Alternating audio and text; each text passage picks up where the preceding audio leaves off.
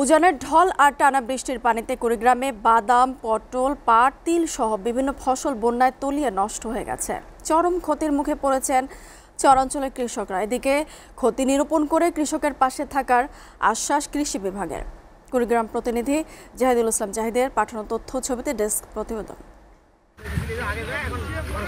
কুড়িগ্রামে কয়েকদিন টানা বৃষ্টি ও উজানের ঢলে প্লাবিত হয়ে পড়ে তিস্তা, ব্রহ্মপুত্র ও ধরলা অববাহিকা।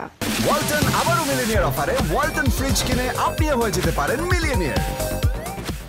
এতে তলিয়ে যায় একরের পর একর বাদাম, পটল, পাট, তিল, কাউন, মরিচ, আউশ সহ বিভিন্ন ফসলের জমি।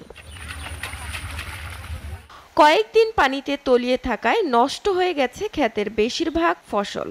এসব এলাকায় কৃষকরা বলছেন, এবার অসময়ে বন্যায় ফসল হারিয়ে চরম ক্ষতির মুখে পড়েছেন।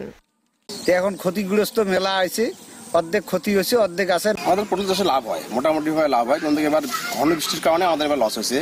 কামলা কিনছেন, লিন কিনছেন, ওষুধপাতি যত করে এই খরচাটা তুলে পারছে না। প্রতিবারে যদি লস খাই এরকম করি তাহলে কুলেবো কেমন করি।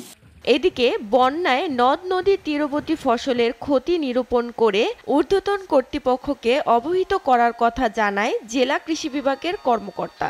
পানি নেমে যাওয়ার সাথে সাথে ক্ষয়ক্ষতি নিরূপণ করে আমরা ঊর্ধ্বতন কর্তৃপক্ষকে জানাবো এবং আমরা আমাদের কৃষকের পাশে আছি। আমরা আমাদের সাধ্যমতো তাদের পরামর্শ দিয়ে যাচ্ছি। জেলার ১৬টি নদ নদীর অববাহিকার চরাঞ্চলের প্রায় ৩০,০০০ হেক্টর জমির ফসলের মধ্যে বন্যার পানিতে নষ্ট হয়েছেন ৩০০ হেক্টর ক্ষেতের সবজি সহ বিভিন্ন ফসল। এসিটিভি নিউজ ডেস্ক।